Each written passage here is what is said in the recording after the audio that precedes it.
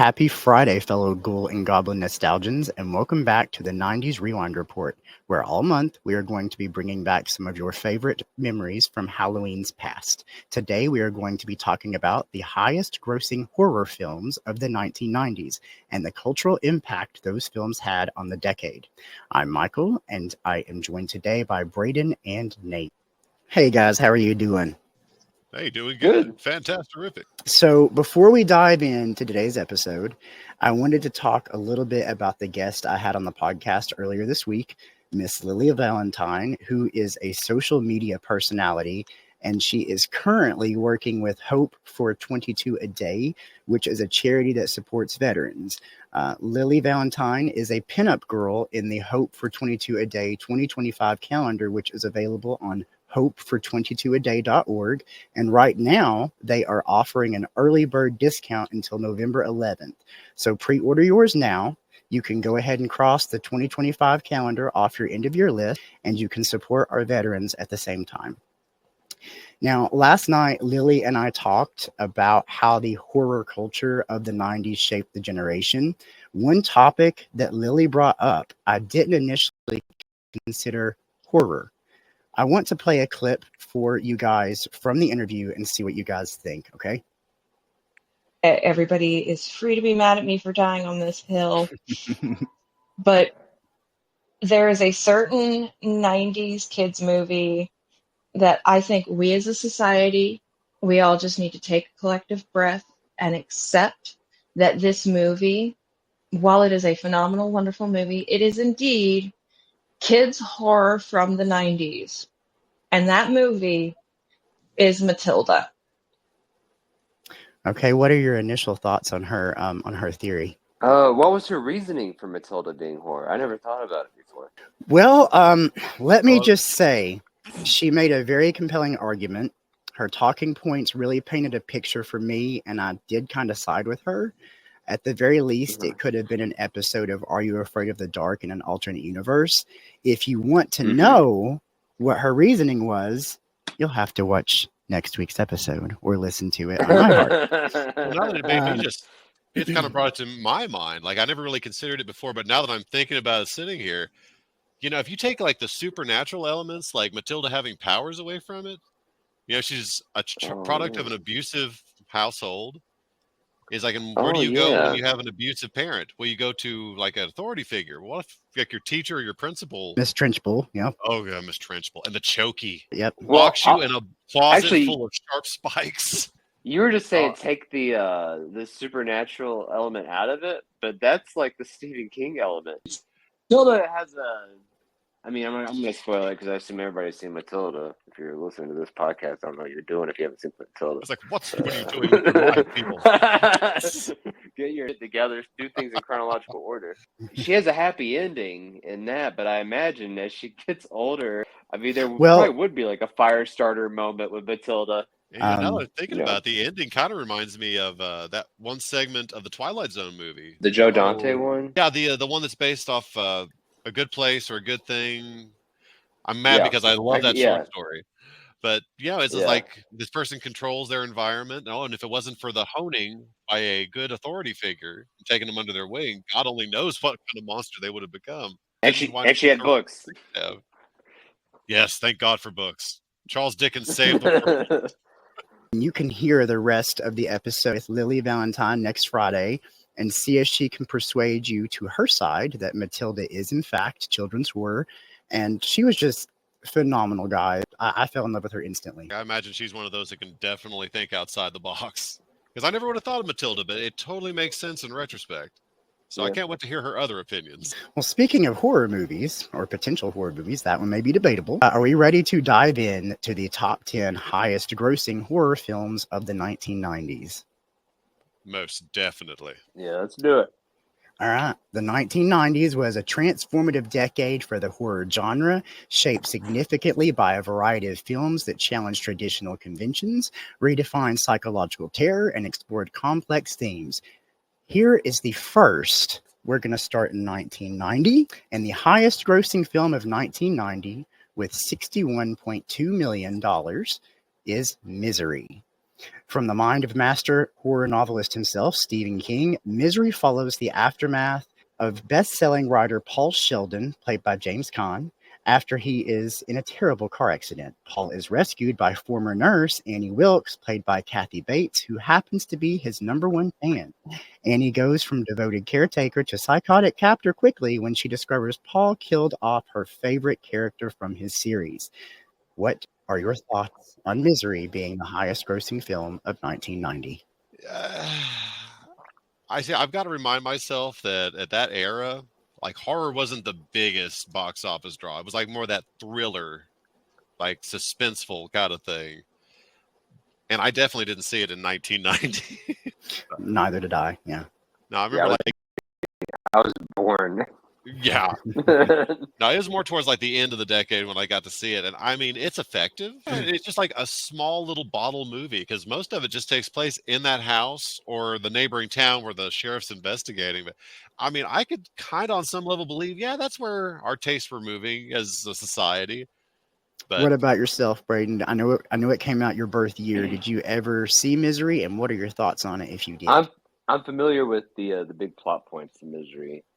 Just from all the clip shows I've seen. I've never sat down and watched the whole thing. But I mean, it's like that probably was the movie that made everybody realize that how far Kathy Bates could push it. I did look up what kind of cultural impact Misery may have had on the 90s. I asked AI, and here's what AI said.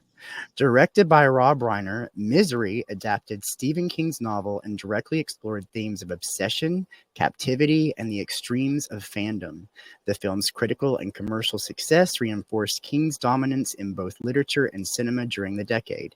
Kathy Oscar-winning performance as Annie Wilkes showcased the potential for deep psychological horror grounded in character studies, setting a precedent for future adaptations. See, I forgot that Rob Reiner did that. Because he also did Stand By Me, I believe. Stand By Me is a great movie. We will have to talk about that some other time. It deserves its own. It deserves its own episode. He's a pretty prolific director. Kathy Bates, by the way, was totally her breakthrough performance.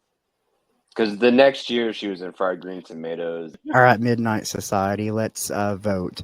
Does Misery deserve its place in 1990? And because it is a Stephen King film and Kathy Bates was phenomenal in that, I'm actually going to say yes. Thumbs up. I am. I'll give thumbs up. It is extremely cringy even after all these decades. Yes. And it invented the torture genre. It's true. It's like it started a class. Yeah. All right. Let's move on to 1991. Let's leave 1990 behind. 1991 would be The Silence of the Lambs, which grossed $272.7 million, and I can believe it.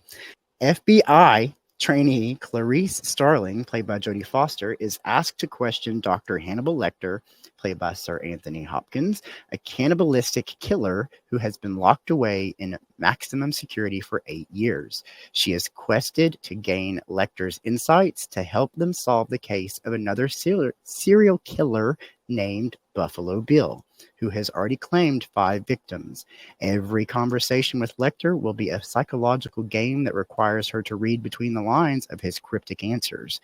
To this day, The Silence of the Lambs is still a massive hit with horror fans. It changed the game for the genre, showcasing that horror can be both frightening and psychological.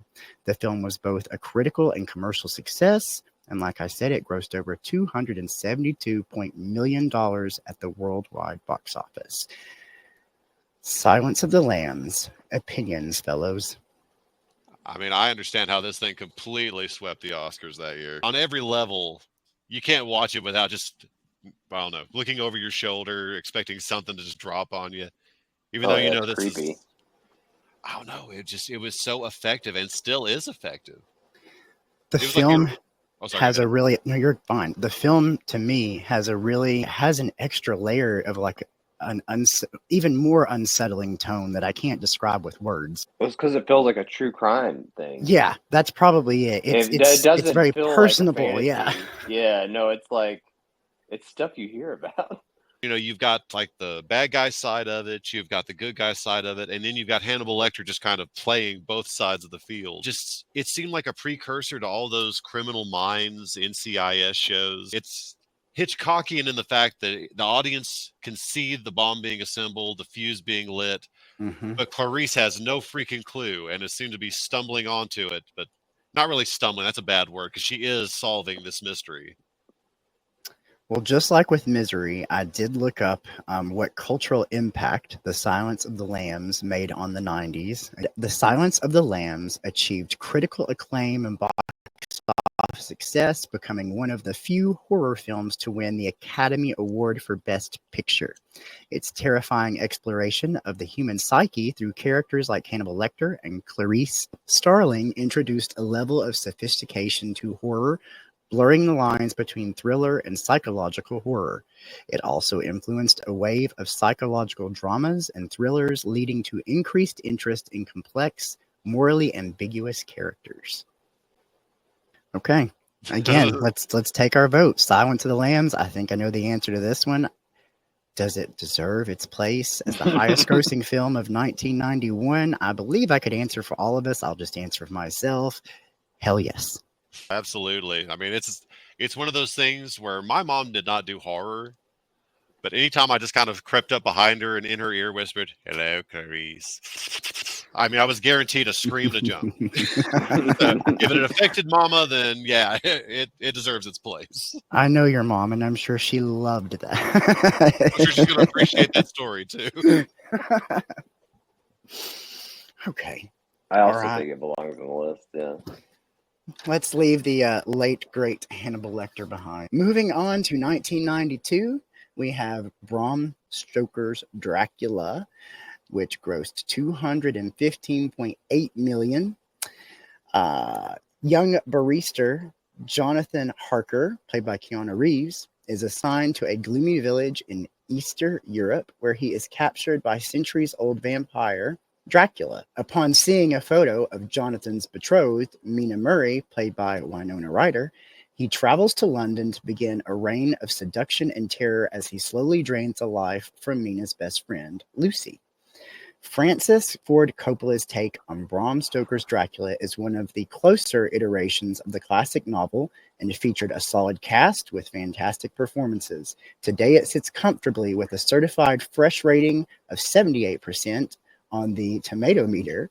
In 1992, it earned, like I said, $215.8 million globally, making it the highest grossing horror movie of the year.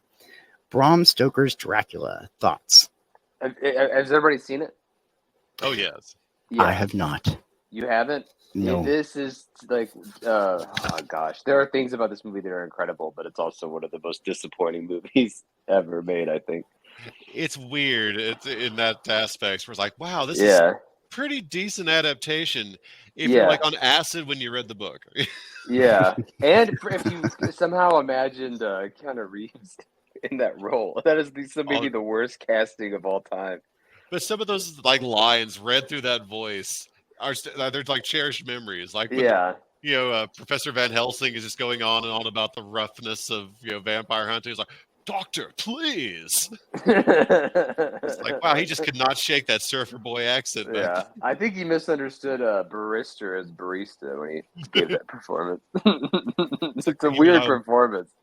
I was in a coffee shop for 3 months preparing for nothing. Yeah. But not like Gary Oldman's incredible though, and the special effects are incredible. Like all the whole look of it. I don't know if it won any Academy Awards for just the look of it, but the set design. That's why it's worth seeing today. And like Tom Waits as Renfield was great. Oh, yeah. It's like, Doctor. It was one of those movies where I knew everybody in the cast from other stuff. Yeah. And I was like, Mom, why can't I watch it? I think we watched. Like, absolutely not.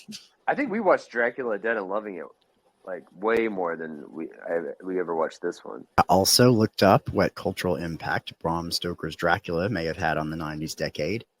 Francis Ford Coppola's lush adaptation of Dracula revitalized vampire lore for a new generation, presenting a mix of horror and romance. The film's stylistic approach set a standard for Gothic horror, instigating a resurgence of interest in vampiric narratives as well as influenced the aesthetic of horror towards more elaborate visuals and elaborate storytelling. Well, I don't know. It's like I was just looking up because I remembered they had Bram Stoker's Dracula, but I also remembered Mary Shelley's Frankenstein came out afterwards. So I feel like this one bankrolled a whole series of horror readaptations. Faithful adaptations, yeah. Let's see if we think that Bram Stoker's Dracula belongs here. As I said, I didn't see it. I'm going to say no. You know, it is weird that was the one, but you know, to say cultural phenomenon, vampires were very in, so I'm going to give it a thumbs up.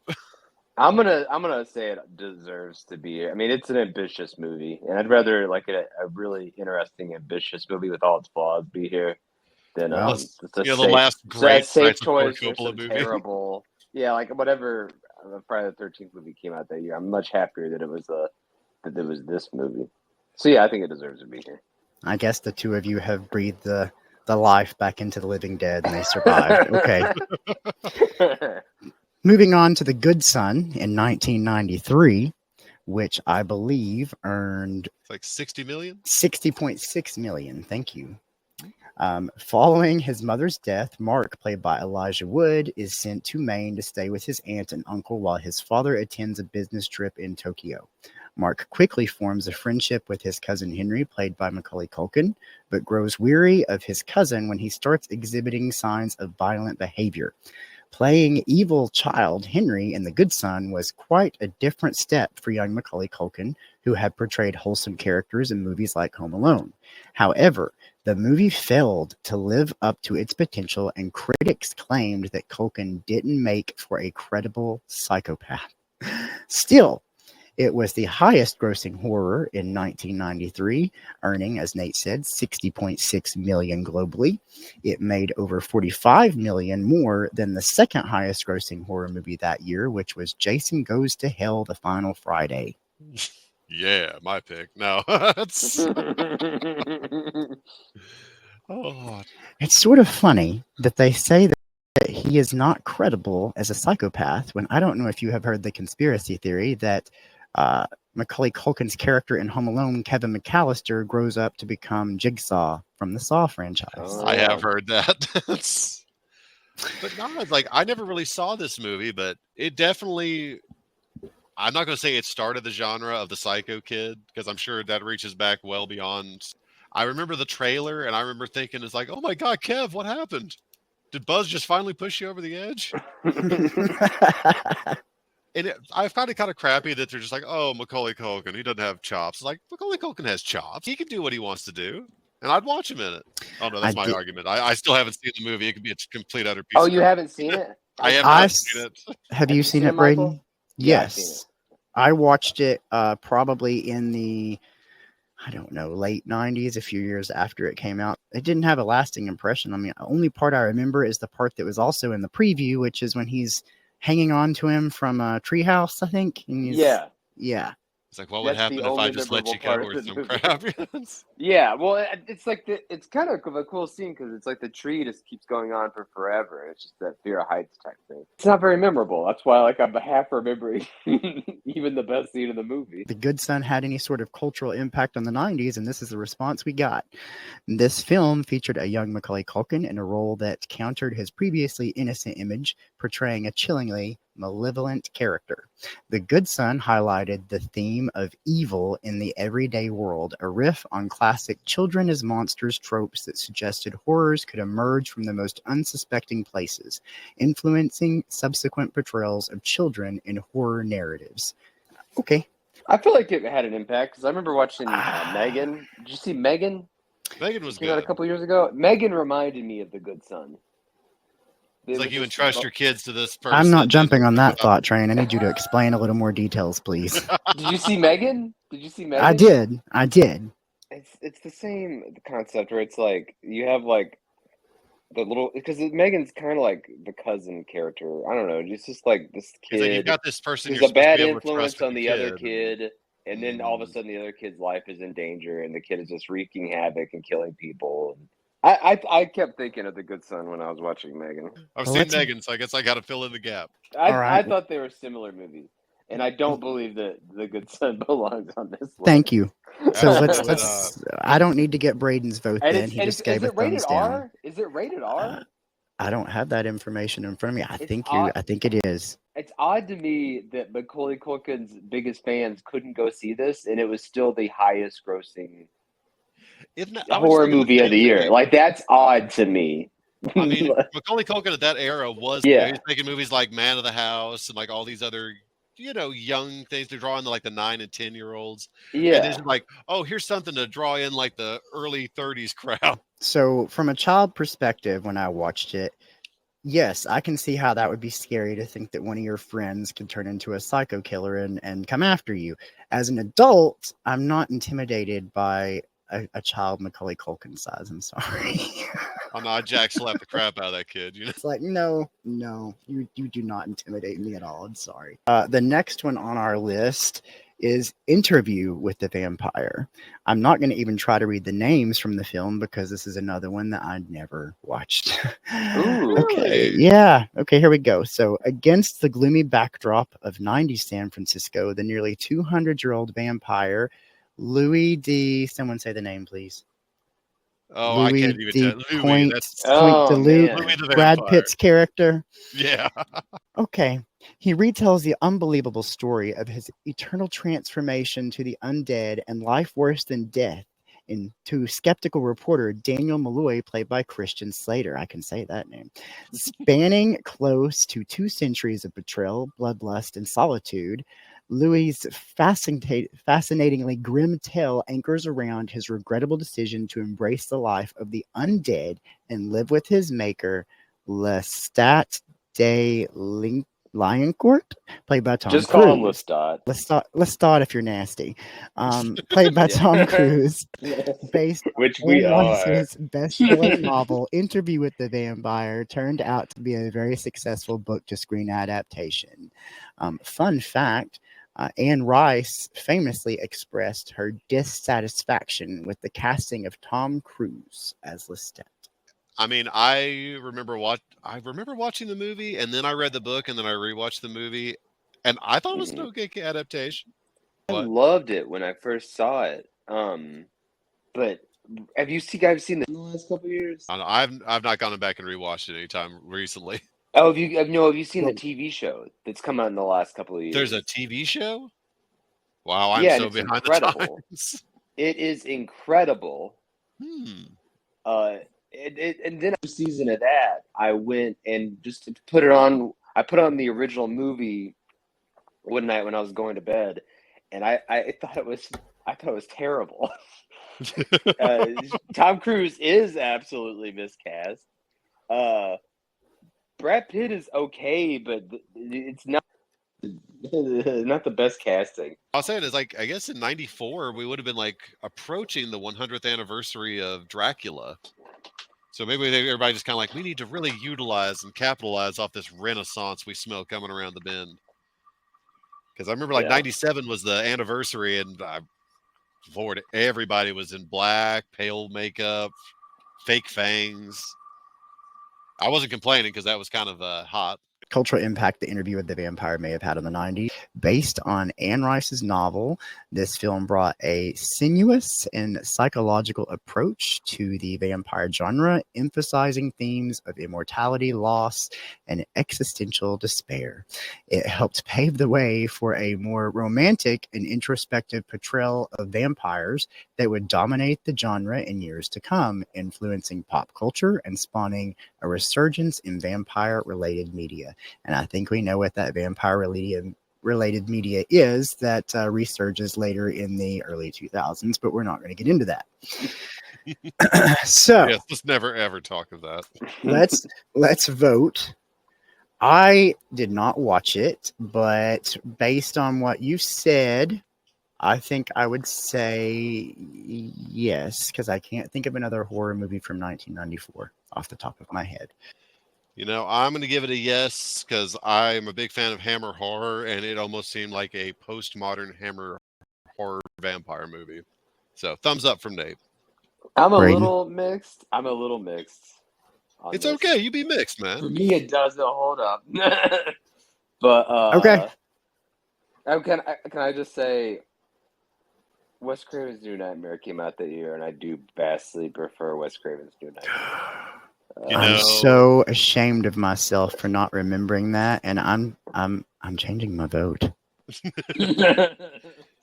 Oh, But as far as the cultural impact of Anne Rice and Interview with the Vampire, like I get it. So I'll say Nathan yes. is loyally I'll say staying yes, by. But Interview yeah, with the as much as Vampire. I would like to go with Wes Craven because I love Wes Craven, and that whole series is pretty good. Yeah, there's some weak moments, but Wes Craven's New Nightmare is definitely not a weak moment. May he rest in peace. Yes.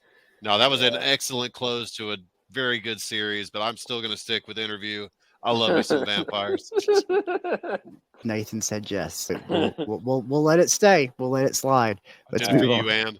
Move on to 1995. This one, it shocked me, but I shouldn't be shocked because Nathan and I had a conversation before this of why it's where it is. Okay, 1995 was the movie Species, which earned $113.3 million.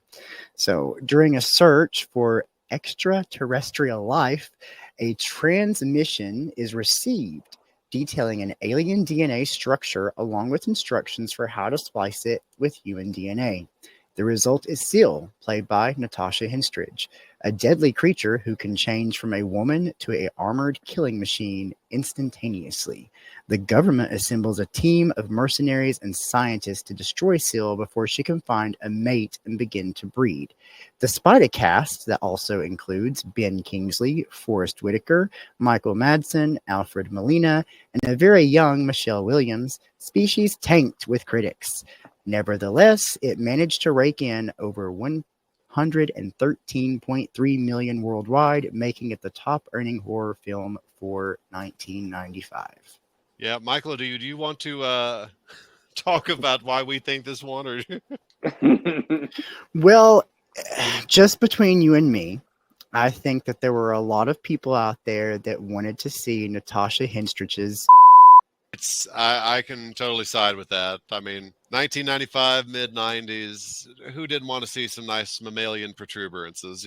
It's like after all these other movies that were coming out at the time. Yeah, it's like certain censorship boundaries were being pushed, and they're like, the stuff that would typically be on Skinamax, maybe we could sneak that into a theater. And all these guys were like going and dropping their kids off at the movie theaters, like, all right, you kids go watch a flick.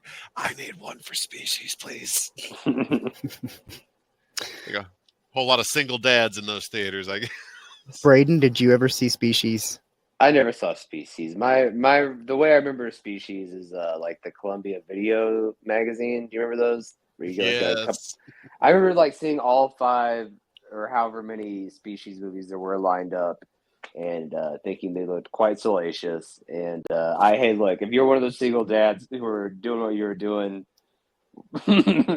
I'm going to go ahead and tell you, I didn't like the first one. There's not any memorable, great moments that I can remember. The second one is almost like a guilty pleasure. If I run across it, I'm going to watch it because I love James Cromwell as the president. He's like just always been that grandpa character to me.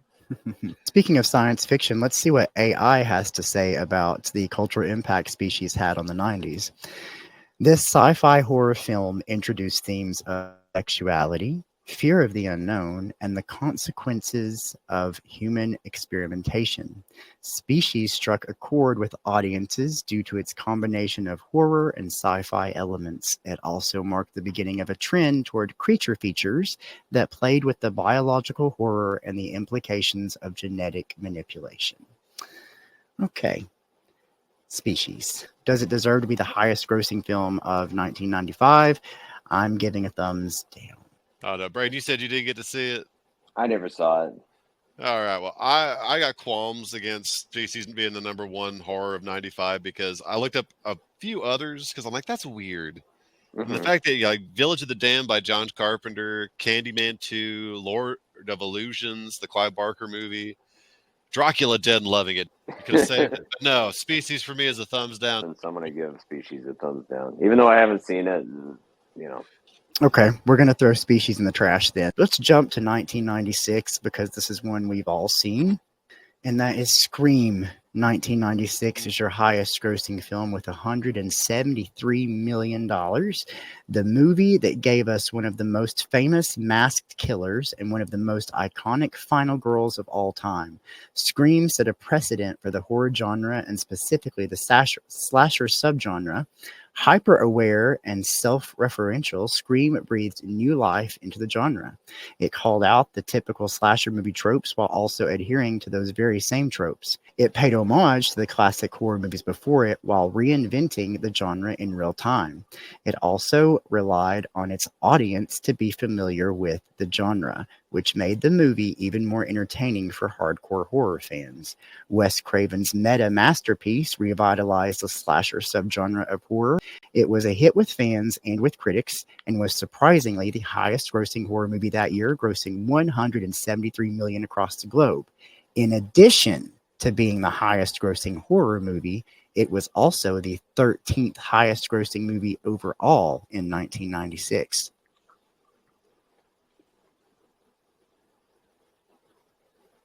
Yeah, I can totally believe that.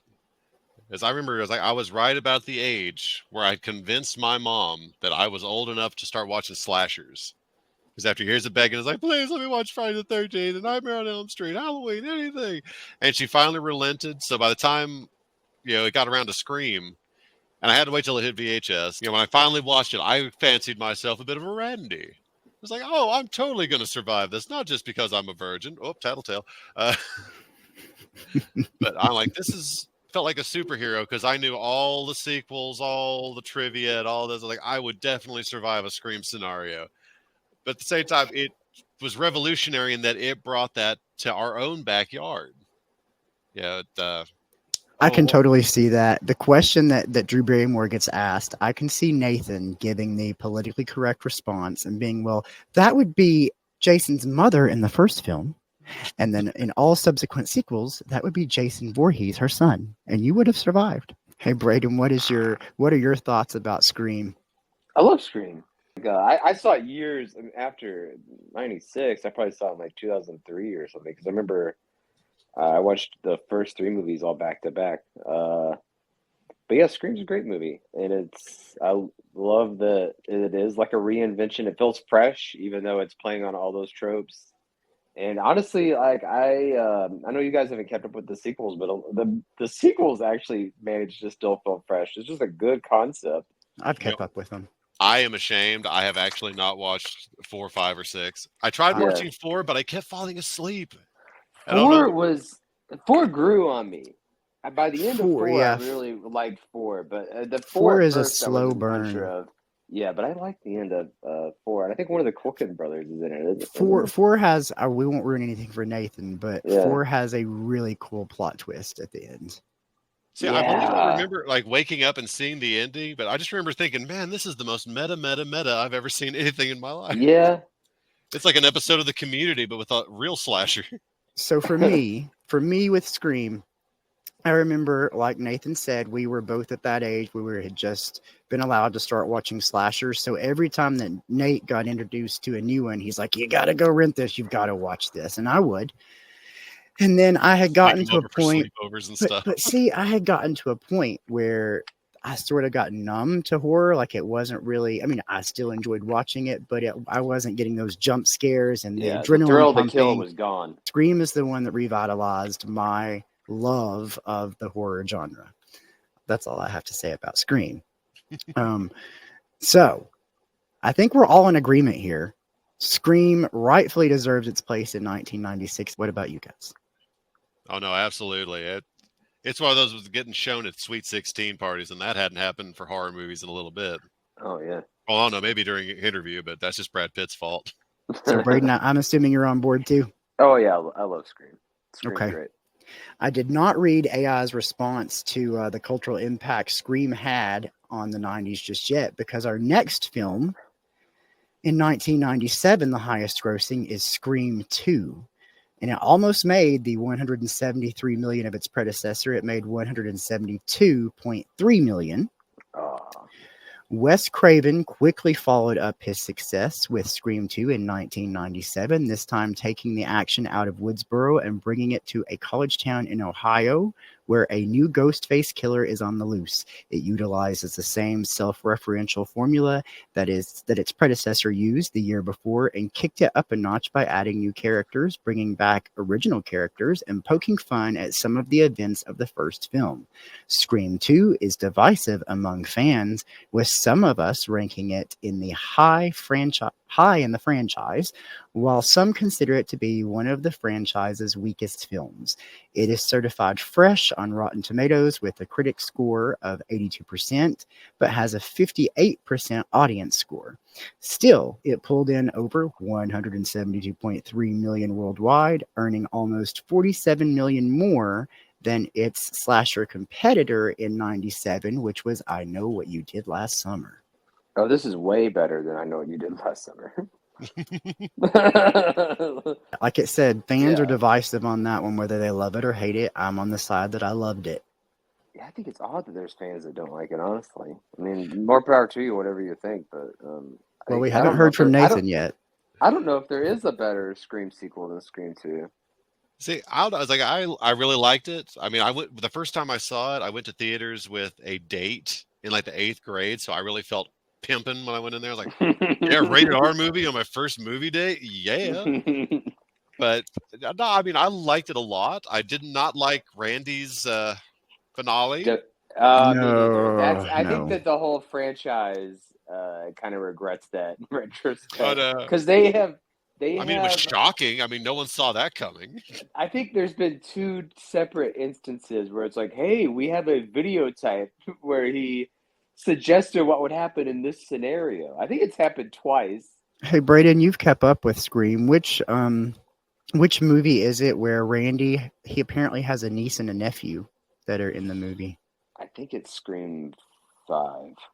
And they're the ones that are leading the group and telling them how to survive a horror movie. With new rules. I want to say it's Scream.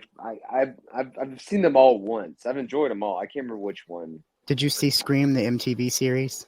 No, that's too much for me. I'm not going that far. Okay. I did. Okay. Anyway. Randy's got a niece and nephew that have trivia powers. Yes. They inherited their uncle's powers of horror trivia. There must be something in the water in that town.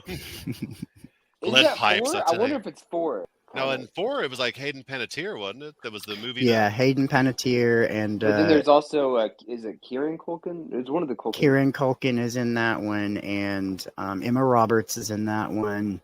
Oh, it comes after that movie. Then it was Scream 5. Yeah, it's gotta be Scream 5. Yeah, it's got to be, right? No, I don't know. That's Maybe the they're one in that's both. playing on reboots. And it we'll seems have like to. a very rebooty thing to do. I'm going to edit all that out because we sound like we don't know what we're talking about. Okay. Amateur hour in here all of a sudden. Okay. Yeah, so we can totally survive a horror movie, guys. As soon as Ghostface asks who's Randy's nephew is. We couldn't call either one of you either. You couldn't call me. I'm sorry, Michael. I've let you down. So I asked AI about Scream and Scream 2. I did them collectively to see what effect they had on the 90s or cultural impact they had. And AI said, Wes Craven's Scream revitalized the horror genre by mixing self-aware humor with traditional slasher tropes. It challenged genre conventions and became a cultural phenomenon. They love using that word a lot in these descriptions, leading to a revival of horror in the late 90s. Scream 2 further solidified the franchise's impact, pushing boundaries regarding character development and the meta-narrative. This also encouraged a wave of slasher films that sought to combine horror with satire. So it did influence the generation by making all of these other films that were coming out at the time that tried to follow the same premise and the same framework as Scream and Scream 2. Scream 2, do we think that it deserves its place as number 1 in 97? Yes, I do. What about you guys? I could totally believe it. It is like the Godfather 2 of the 90s horror cycle. Yeah. And I mean, it kind of hurts me in a way because as much as I loved, I Know What You Did Last Summer, and I had such a crush on Jennifer Love Hewitt at the time, I had equally a hard crush on Neve Campbell. So Scream 2 forever. Brayden, are you team Scream 2? Yeah, no, I think Scream 2 absolutely deserves its spot. And also, can I say that was a heck of a run for Wes Craven there in the mid-90s? Yeah. From New Yeah. Nightmare to Scream 1 and 2. Yeah. No, it really was like his revitalization. Okay. Moving on to 1998, we have Blade, because Brayden has to leave in like 10 minutes. Moving on to Blade, I'm going to go really fast. Not too No, fast. you're good. You don't have to rush that much. If I rush fast, then Brayden... No he winning. gave me a note session after our first podcast. He's like, you're going to have to slow down a little bit.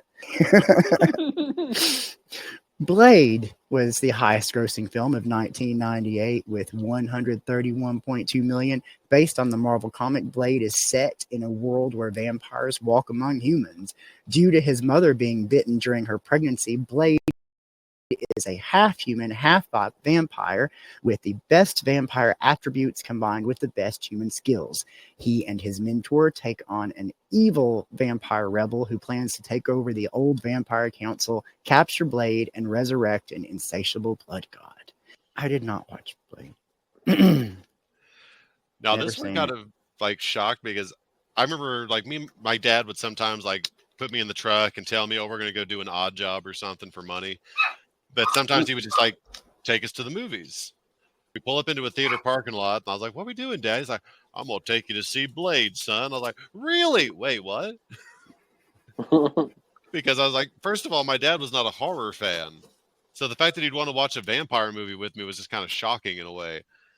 It was, I didn't hate it, but it seemed much more of an action movie than a horror movie, even with all the vampire references.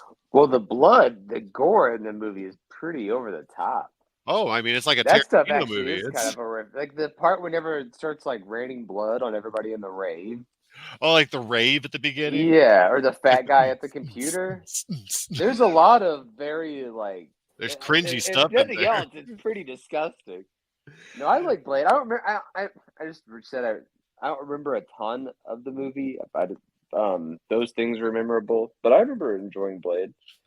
Well, I remember like going to Gatlinburg at some point. We went to one of those knife shops, and up on the wall they had a Blade sword, and I was like, "No way!" And I totally bought it because it just kind of blew my mind that I was like, "Oh my gosh, that's the sword of the Daywalker!" Wait, I remember that. It's funny. It's funny that the this highest grossing vampire movie from 1998 is basically why we got X-Men movies, and then that led to the whole wave of stuff we got. It was the first time that you had like a B-run superhero that could make a ton of money. Did you know that until recently with the Multiverse of Madness, Blade was the only horror movie that Marvel Entertainment had released at that point? Yeah, I could totally see that. What AI said about the cultural impact Blade had on the 90s, and it just says the film combined superhero elements with horror and established a darker tone that would influence superhero genre. It showcased the potential for hybrid genres and helped pave the way for future comic book adaptations that embraced darker themes, notably influencing the Dark Knight trilogy and beyond. So do we believe that Blade deserves its spot as the number one highest grossing film of 1998? I'm going to say I have not seen it, but I do love Wesley Snipes in another 90s film, which is Tu Wong Fu. So I'm going to say yes. I'll just give him a yes. That's a good callback. I don't know. It's weird to me because I looked up a couple others because Blade it seemed off, especially considering coming off of the Scream movies. I know what you did last summer. Urban Legends also came out that year. Just like also The Faculty and Phantoms, which I really liked. But what really kind of shocked me, it was the same year as the Matthew Broderick Godzilla. And I remember the advertising for that was everywhere. I'm kind of surprised that one didn't peak. Because Brayden, didn't you and me we all kind of went to the movies to see that together, didn't we? Yeah. No, I had the action figures and. I don't think I went to that one. On a certain level, I could totally believe that was the highest grossing because me and Dad totally put money into that fund. But it is kind of unusual to me because I would have personally rather seen Phantoms get it. Affleck was the bomb in Phantoms, yo. I like The Faculty of that list. That would be my favorite of the list. But I think Blade deserves to be here. I mean, Blade did more things than was just a horror movie. No, it's true. It did kind of kick open a door, but its legacy is definitely not in the horror genre. But No, I like Blade. All right. Well, let's move on to 1999. We're ending out the decade. And this is not only the highest grossing horror film of 99, but out of the entire decade was the highest grossing film. And it's actually no surprise when you think about it. This film earned $672.8 million. And I am talking, of course, about The Sixth Sense. So on the same night that he receives an award, child psychologist Malcolm Crowe, played by Bruce Willis, is visited by an extremely unhappy ex-patient. After the unsettling encounter, Malcolm decides to take on the task of helping a young boy named Cole, played by Haley Joel Osment, who claims that he sees dead people. His mother is at her wit's end about how to help her increasingly disturbed son, and Malcolm and Cole are each other's only hope for healing. Combined with elements of a classic ghost story and the child of a more modern horror picture, M. Night Shyamalan's The Sixth Sense is one of the most recognizable horror movies of all time. It features incredible performances from the entire main cast and Shyamalan's best storytelling to date. It was an instant hit with audiences and critics, earning a whopping $672.8 million at the global box office. It is the highest grossing horror movie of 1999, as well as the highest grossing horror movie of the 90s. It ranked number 2 on the overall 1999 world box office list, right between Toy Story 2 and Star Wars Episode 1, The Phantom Menace. Star Wars was number 1, wasn't it? Probably on the, I think it Yeah. was number 1 on the actual list that year. I'm surprised It's to number beat 2. Toy Story 2. That's actually kind of awesome. No, it's like, just imagine that top 3 is just like, well, what order did that go in? Because those are all fantastic movies. Yeah. In 99. We could do a whole episode just on 99. Yeah. That's true. That But is no, very it's like, true. seeing The Sixth Sense in that spot, though, I mean, it's totally believable. I mean, think about like how many movies actually reference the whole "I see blank people." Yeah. Do you remember the Super Bowl spot? There was like a Super Bowl ad for The Sixth Sense before it came out. So I don't remember Because that. no one knew what it was. No one knew what it was because like the other like Toy Story 2, Star Wars. Those are like IPs. Like nobody knew what The Sixth Sense was. But that ad, I think they did the I see dead people shtick in it, and it worked. Like immediately, everybody wanted to see The Sixth Sense. That's true. I was 9, and I just remember just every time I'd see a trailer, just dreading that it would say it was rated R at the end, because it meant I couldn't go see it. I mean, everybody knows the twist now, but back then, it's like everybody's like, "Oh, kid sees dead people. Oh, that's scary." Yeah, Oh, it's like, right. good thing Bruce Willis is there. He's freaking the super diehard mother. Yes. Right. Oh, beep. It's like when that happened, I remember being in the back seat, like, "Are you freaking kidding me?" And that's like, unfortunately, that was it was devastating.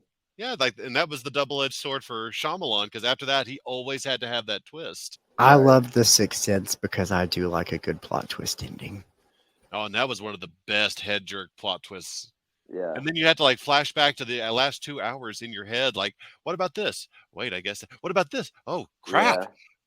Yeah. The filmmaker actually really duped me on this one. Yeah, but even without the twist, it's such an affecting story. The movie novelization of The Sixth Sense was actually the first book I ever read. Was it really? Yeah, I read it in about 5 days. I just loved that story. I was 9, so I had like a single mom, so I totally related to him, which made it way scarier to me too. So living in that creepy house on Broadway. Oh man. Well, since you guys were talking about the shocking twist ending, AI, here's with her response to the cultural impact The Sixth Sense had on the decade. M. Night Shyamalan's The Sixth Sense redefined the psychological thriller with a shocking twist that kept audiences on edge. The film's success proved that horror could be both commercially viable and critically acclaimed, shaping the future of modern horror storytelling. It also popularized the twist ending trope in mainstream cinema. Brayden, it's 6:02. No, you're good. Don't worry about it. My movie doesn't start till 7, and I'm like 10 minutes away from the theater. Well, we're pretty much out. I was just going to end it by saying, in conclusion, the 1990s was a significant decade for horror, characterized by a diverse range of films that not only entertained but also challenged societal norms and psychological boundaries. The era saw a blend of genres and innovative storytelling techniques which rejuvenated interest in horror while leading to a deeper exploration of human fears, obsessions, and moral complexities. Films from this period laid the groundwork for the evolution of the genre, influencing everything from literature and film to television and cementing horror's place in mainstream culture. The legacy of 90s horror is evident today as the genre continues to evolve, reflecting contemporary anxieties while drawing upon the successful motifs established during this transformative decade. So, the 90s was the resurgence of horror, and it's still shaping horror today. Okay, fellow nostalgians, if we have touched on a topic that you could talk about for hours, then we'd love to have you be a guest on our podcast. You can email us at the 90s Rewind Report at gmail.com. Also, be sure to grab your 2025 Hope for 22 a day calendar while they are still offering an early bird discount until November 11th. Pre-order yours at hopefor22aday.org. Help support our veterans, and be sure to tune in next. Actually have one of the pinup gals from the Hope for 22 a Day 2025 calendar, Lily Valentine. Nate, would you like to end our podcast? Why, certainly. Farewell again, 90s brats. So glad you could join us again for a nostalgia-fine good time here on the 90s Rewind Report.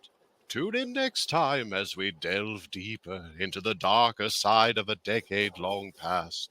Good nightmares and sweet nostalgia.